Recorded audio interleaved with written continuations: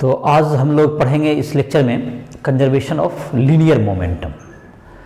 तो ये जो तुम्हारा टॉपिक दिया हुआ है एनसीईआरटी बुक में न्यूटन्स लॉज ऑफ मोशन जो चैप्टर है उसमें दिया हुआ है, और एस वर्मा का जो बुक है फिजिक्स का उसमें तुमको सेंटर ऑफ मास जो चैप्टर है तुम्हारा centre of mass, linear momentum, collision, ये सब करके अलग चैप्टर दिया हुआ है, जो कि चैप्टर तुमको हो गया 5 हो गया 6 friction, 7 circular motion, 8 9 number chapter में तुमको दिया हुआ है।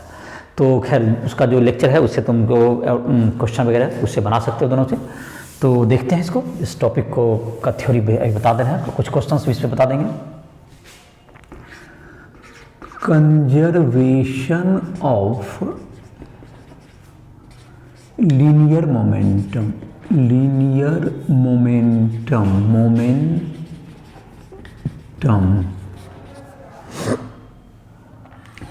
लीनियर मोमेंटम क्या होता है? Product of mass and velocity, it is called linear momentum. किसी बॉडी का मास और उसका वेलोसिटी का प्रोडक्ट जो होगा उसको हम लीनियर मोमेंटम कहते हैं। तो अगर ये तुम्हारा कहता है the momentum of system, the momentum of system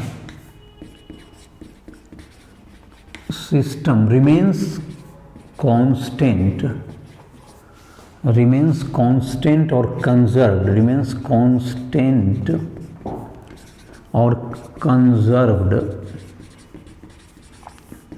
if no external force,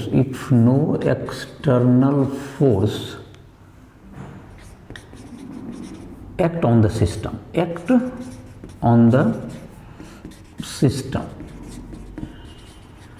जब कोई एक्सटर्नल फोर्स उस पर एक्ट नहीं करे तो उस किसी सिस्टम का लीनियर मोमेंटम कांस्टेंट होता है। इसको हम लोग अगर चाहें तो इसको अगर स्टेटमेंट जो सेकेंड लॉ ऑफ मोशन से भी इसको हम लोग प्रूव कर सकते हैं। From second law of motion, from second law, third law से भी कर सकते हैं। From second law of motion, second law of motion, the rate of change of momentum, the rate of change of momentum is equal to external force, is equal to external force, system के बाहर का जो force होगा। तो F external is equal to क्या होता है तुमको? dp by dt, rate of change of momentum, p is equal to momentum of system, p equals to linear momentum of system, linear momentum of the system. If f external is equal to 0, if f external is equal to 0, तो dp by dt is equal to 0, तो P equals to क्या हो गया? Constant. तो P क्या हो गया इसका? कांस्टेंट। ये तुम्हारा P कांस्टेंट या कंजर्व होगा। और थर्ड लॉ ऑफ मोशन के आधार पर भी कर सकते हैं इसको हम लोग इस स्टेटमेंट को हम लोग ला सकते हैं। फ्रॉम थर्ड लॉ ऑफ, तो ये system, the momentum of system remains conserved, that momentum of system remains conserved, the momentum of system remains conserved as F external is equal to 0। Force, external force अगर 0 है तो momentum conserve होगा। इसको हम, इस statement को हम लोग थर्ड लॉ ऑफ मोशन से ला सकते हैं। जैसे कि एक एग्जांपल देते हैं पहले। Example first, the bullet, A bullet is fired from gun, is fired from a gun,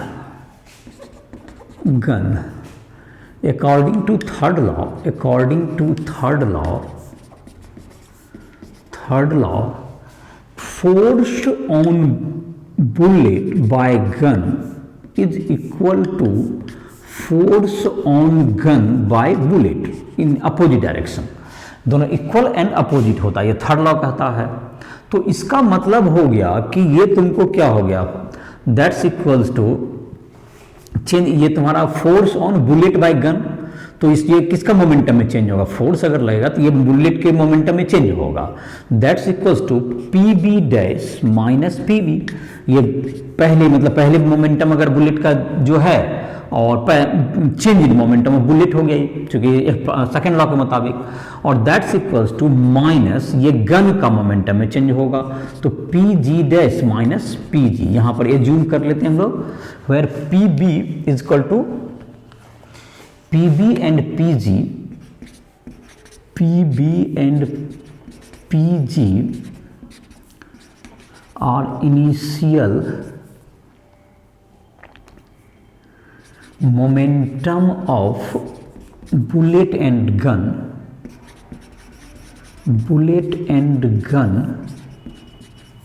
and PB dash comma PG dash final momentum of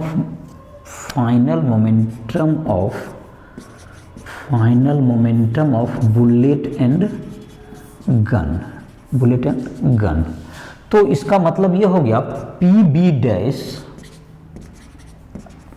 minus P B equals to, minus को अगर इधर कर दें तो P G minus P G dash gun का हो गया।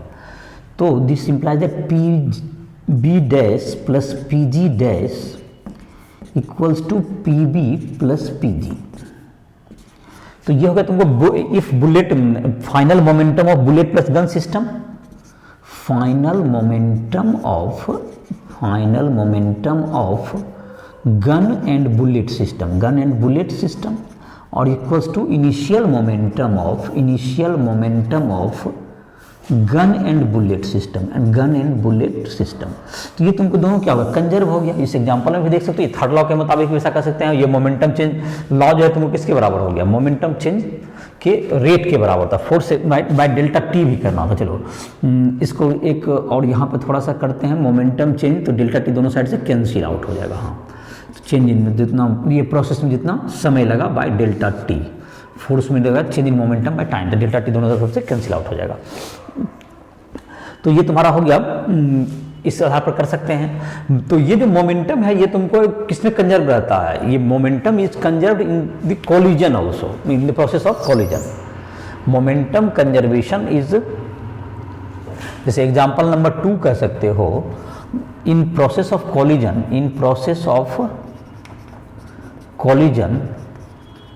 Momentum is conserved. कोई भी कोलिजन होगा, एनी कोलिजन, अगर ए स्ट्राइक करेगा बी को, बी स्ट्राइक करेगा एक, तो ए बी दोनों कोलाइड करेगा। ए पार्टिकल और इधर से जा रहा है, ये तुमको बी अगर इधर से आ रहा है तो दोनों कोलाइड करेगा। तो ये जो तुम्हारा होगा, तो मोमेंटम ऑफ पी, ये जितना फोर्स इस पर लगाएगा, ए जितना फोर्स लगाएगा बी पर, थर्ड लॉ के मुताबिक उतना ही फोर्स लगाएगा बी ए पर लगाएगा।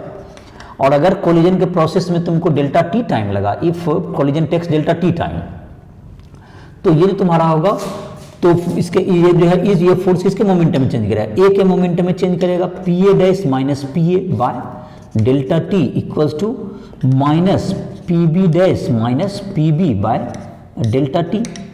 तो दैट्स इक्वल्स टू क्या होगा तुम्हें, P A plus P B equals to क्या होगा तुम्हें, P A dash plus P B dash. ये हो गया मोमेंटम बिफोर कोलिजन, ये तुम मोमेंटम बिफोर कोलिजन, और ये हो गया डैश वाला मोमेंटम आफ्टर कोलिजन। ये दोनों कंजर्व होगा तुमको, इन केस ऑफ कोलिजन ये भी कंजर्व ही होता है। तो कुछ अब हम लोग न्यूमेरिकल एग्जांपल से भी इस बात को हम लोग देख सकते हैं। न्यूमेरिकल एक आध दो देखते हैं, कुछ एक एग्जांपल, एक न्यूमेरिकल एग्जांपल देखते हैं। तो ये तुमको इस लॉ को, थर्ड लॉ के मुताबिक इक्वल एंड अपोजिट फोर्स के आधार पर भी इसको हम लोग प्रूव कर सकते हैं। तो ये तुम्हारा थ्योरी हो गया इसका, और कंजर्वेशन ऑफ मोमेंटम का एक आध 2-3 क्वेश्चन देख लेते हैं इस पर। ये तुमको मैकेनिक्स की काफ़ी इंपॉर्टेंट इक्वेशन है, जिसका कि यूज बहुत जगह पे पड़ता है, जहाँ पे एक्सटर्नल फोर्स ना हो, कोई सिस्टम कोलाइड करे, तो मोमेंटम कंजर्वेशन एक काफ़ी टूल्स होता है दोनों के वेलोसिटी में को रिलेट करने का। एनर्जी कंजर्वेशन, मोमेंटम कंजर्वेशन, ये सब तुमको काफ़ी टूल्स होते हैं जो जिसके आधार पर वेलोसिटी वगैरह कैलकुलेट हम लोग करते हैं, जो एनर्जी आगे के चैप्टर्स में पढ़ाई होगी। तो मोमेंटम कंजर्वेशन भी एक इम्पॉर्टेंट टूल्स है, और एस टी का बुक से क्वेश्चन वगैरह बना सकते हो। जहाँ क्वेश्चन में दिक्कत हो तो हमसे कांटेक्ट कर सकते हो, राइस ऐप को प्ले स्टोर से डाउनलोड करके हमसे संपर्क कर सकते हो।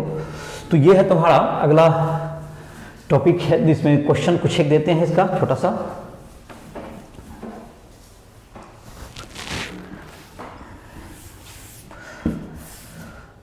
देखते हैं, एक तुमको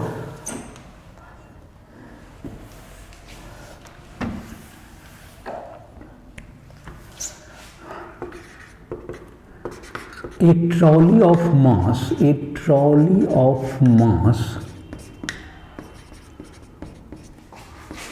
200 kg moving with velocity 5 meter per second. A sandbag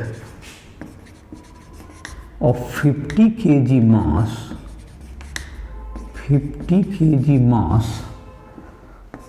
put on trolley. Find the velocity of the trolley. Find the new velocity of trolley system. Trolley plus and bag system. Trolley and bag system.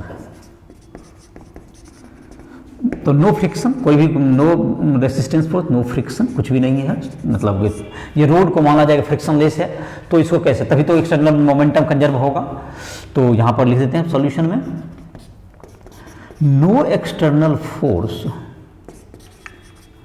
Is present on trolley and sand system, so momentum remains conserved. So momentum remains conserved. तो ये तुमको देख लेते हैं, momentum तुम्हारा पहले trolley का momentum, initial momentum of trolley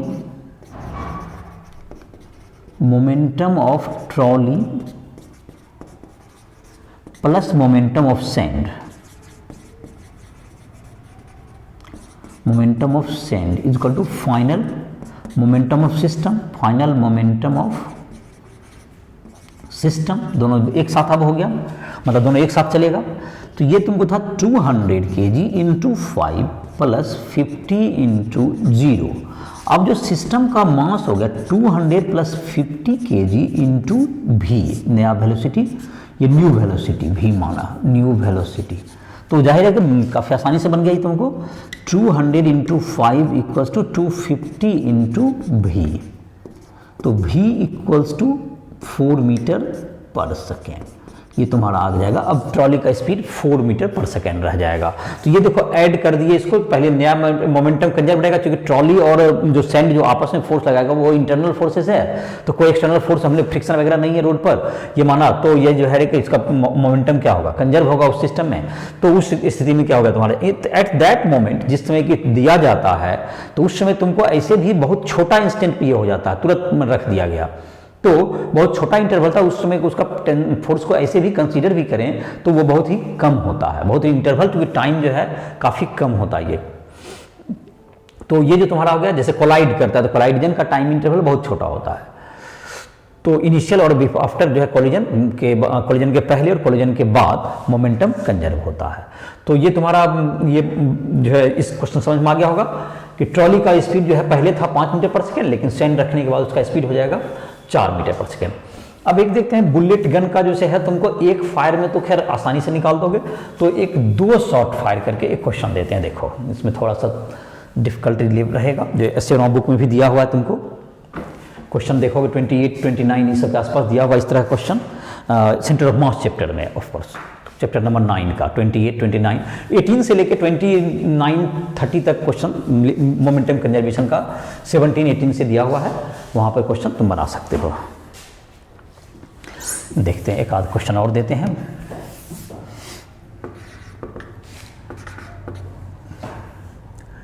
एक gun and bullet system A gun and bullet system has mass 50 m, where m is the mass of one bullet.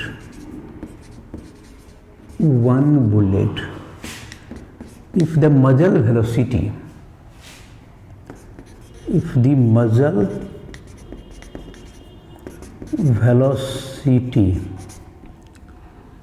Bracket में वेलोसिटी ऑफ, इसको और क्लियरिटी कर देते हैं, velocity of bullet with respect to gun is v, calculate the velocity of gun after second shot, दूसरा गोली चलने के बाद। जाहिर है पहले तो फर्स्ट शॉट से ही मोमेंटम कंजर्वेशन होगा शुरू। तो चलो देखो सॉल्यूशन करते हैं। मोमेंटम कंजर्वेशन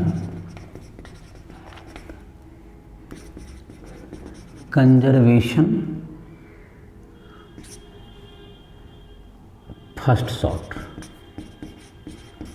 शॉट का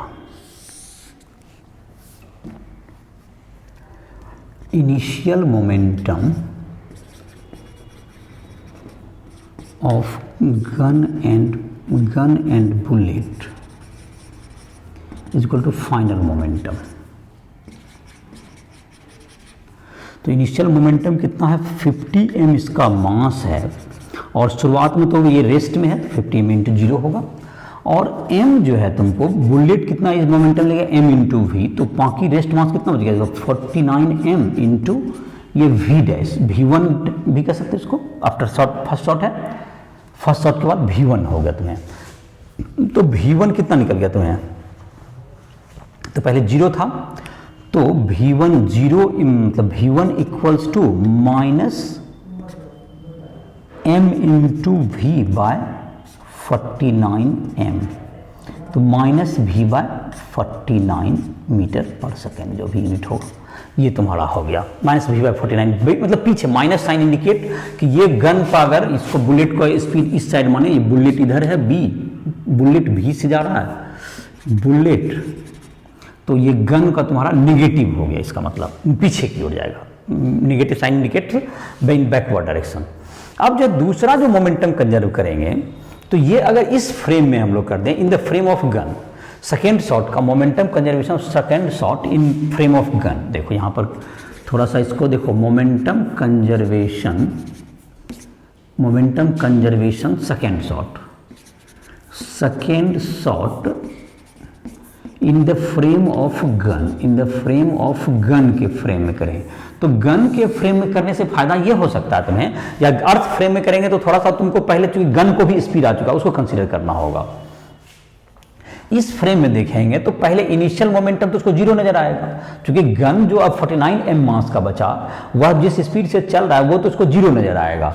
तो उसको क्या नजर आएगा, देखो तो ये तुम्हारा इनिशियल मोमेंटम जो कि गन का होगा 49 m इंटू 0 हो जाएगा इसका, और दैट्स इक्वल टू क्या हो गया, इसके रेस्पेक्ट में ये भी स्पीड से फिर जाएगा, और अब इसका मास होगा 48 m बचेगा इंटू v2 कुछ हो जाएगा इसका, ये तुमको याद v2, हाँ v2 कह सकते हैं। तो v2 इक्वल्स टू क्या होगा तुम्हारा, minus v by 48 in frame of gun moving with v1 speed, तो मतलब तो velocity of gun after second shot, velocity of gun in earth frame after second shot कितना हो जाएगा। तो ये तुमको v1 तुम्हारा v1 मतलब दोनों का क्या होगा, ये भी इतना स्पीड से पहले ये चल रहा है और इतना स्पीड से, दोनों को ऐड करना होगा हमको। अर्थ फ्रेम में देखेंगे तो पहले हमको क्या निकल गया, वेलोसिटी ऑफ गन तुम्हारा पहला फ्रेम माइनस v बाय 48 और माइनस v बाय 49, तो माइनस हो गया तुमको v कॉमन 1/48 प्लस 1/49 मीटर पर सेकेंड, ये आंसर हो गया। चलिए तो ये तुम्हारा हो गया। इसको जो है तो ये तुम्हारा सेकेंड शॉट के बाद इस ढंग से करते हैं। और अगर अर्थ फ्रेम में इसको, इस काम को, सेकेंड जो पार्ट है इसको अगर अर्थ फ्रेम में हम लोग कंसीडर करते तो कैसे लिखते हैं इसको? अर्थ फ्रेम है तो पहले इनिशियली जो 49m इंटू V1 उसको देना पड़ता इनिशियल, और फिर वहां पर अर्थ फ्रेम में अगर इस काम को करते इन अर्थ सिस्टम तो ये तुमको क्या देना पड़ेगा? 49m इंटू V1 इसको देना पड़ेगा, और उसके रेस्पेक्ट में लेंगे तो ये जो तुम्हारा गन फायर होगा उसके रेस्पेक्ट में अर्थ फ्रेम में फिर उसको ऐड करना पड़ेगा। तो अर्थ फ्रेम में m इंटू V और प्लस V1 करना होगा। V1 ये इट मीन्स माइनस हो जाएगा ऑटोमेटिक, ये तुमको फिर जाकर ऐड होगा। तो अर्थ फ्रेम में जब लेंगे तो रिलेटिव टू वो गन है तो उसमें ऐड करना पड़ेगा वहां भी जा करके। तो इस प्रकार से दोनों में इसको कंप्लीट कर सकते हैं। जैसे कि अब एक आध क्वेश्चन होता है, जैसे कि तुमको एक मास जो है जहां अप्लाई होता है, जैसे कि एक 3 kg 4 kg का मास है, वो कुछ पार्ट में टूट गया, 2-3 जैसे बम है, एक्सप्लोजन, इन सबों में मोमेंटम कंजर्वेशन अप्लाई होता है। क्योंकि बाहर से कोई फोर्स होता है, बम जो एक्सप्लोड करता है वो अपने इंटरनल फोर्स के कारण करता है, तो उस स्थिति में भी मोमेंटम कंजर्वेशन एप्लीकेबल होगा। तो जैसे कि एक आध क्वेश्चन दे भी सकते हैं। देखो एक सिंपल कैलकुलेशन का एक क्वेश्चन देते हैं। A 4 kg mass explodes into 3 parts of masses 1 kg, 1 kg and 2 kg. 1 kg mass, 1 kg masses moves perpendicularly with velocity of 5 meter per second. Calculate the velocity of third part की. Calculate the velocity of 2 kg mass. 2 kg mass, momentum conservation. तो मास में जिसमें क्या है, explode करेगा तो ये अपने इंटरनल फोर्स का एक्सप्लोड किया तो momentum conservation, initial momentum equals to final momentum. तो इनिशियल मोमेंटम कितना हो गया? 4 kg का इंटू 0 एक्सप्लोडिंग, और फाइनली क्या होगा तुमको, ये 2 परपेंडिकुलर डायरेक्शन में गया तो तुमको जाहिर है कि एक, जैसे कि इसको डायग्राम बनाया तो एक्स में कंजर्वेशन करना होगा तुमको 2 डायरेक्शन में। एक तो चला गया इधर के तरफ 1 kg, एक 1 kg चला जाएगा इस साइड, ये 1 kg इन दिस डायरेक्शन, और एक 2 kg मास कहाँ जाएगा, 2 kg मास किधर भी जाएगा। तो ये तुमको एक्स डायरेक्शन मोमेंटम कंजर्वेशन करना होगा एक बार वाई डायरेक्शन में, एक बार 2 डायरेक्शन तुमको है तो ये डायरेक्शन है तो momentum conservation in X direction करते हैं पहले। चलो यहाँ पर फिर से बनाते हैं, इसको लिखते हैं। इसमें तुमको 2 डायमेंशन में चला गया तो ये 1 डायमेंशन में नहीं होकर 2 डायमेंशन में चला जाएगा, तो इसमें दोनों डायमेंशन में करेंगे मोमेंटम कंजर्वेशन। तो momentum conservation in X direction, momentum conservation in X direction. तो ये देखो initial momentum 4 into 0 that's equal to क्या हो गया, 1 kg कितना स्पीड से गया तुमको, 5 मीटर पर सेकेंड से। तो ये 5 मीटर पर सेकेंड, अब प्लस क्या हो जाएगा तुमको, एक जो तुम्हारा दूसरा जो गया जो कि वाई डायरेक्शन में, तो 0 हो गया, और 2 kg का इस डायरेक्शन वेलोसिटी को मानते Vx हो गया। तो Vx बराबर क्या हो गया, -5/2 मीटर पर second, -5/2 along y direction, momentum conservation along y direction. तो ये क्या हो जाएगा देखो, तो 4 इसका तो 0 ही है, दैट्स इक्वल्स टू, अब जो पहला पार्टिकल जो x में गया उसका 0 हो गया, प्लस दूसरा का हो गया 1 इंटू 5 और प्लस 2 इंटू Vy, कुछ Vy कंपोनेंट, तो Vy का वैल्यू भी कितना आ गया, -5/2 आ गया। ये उल्टा माइनस में आ गया, तो रिजल्टेंट स्पीड क्या हो जाएगा इसका, ये तुमको 45 डिग्री मतलब कि एंगल जो बनाएगा, तो Vx और Vy दोनों आ गया तुमको, तो रिजल्टेंट वेलोसिटी कितना हो जाएगा, resultant velocity is equal to √2 -√5/2 का होल स्क्वायर और +5/2 का whole square, that equals to 5/2 तो कॉमन ही हो गया इंटू √2, तो 5/√2 मीटर पर सेकेंड।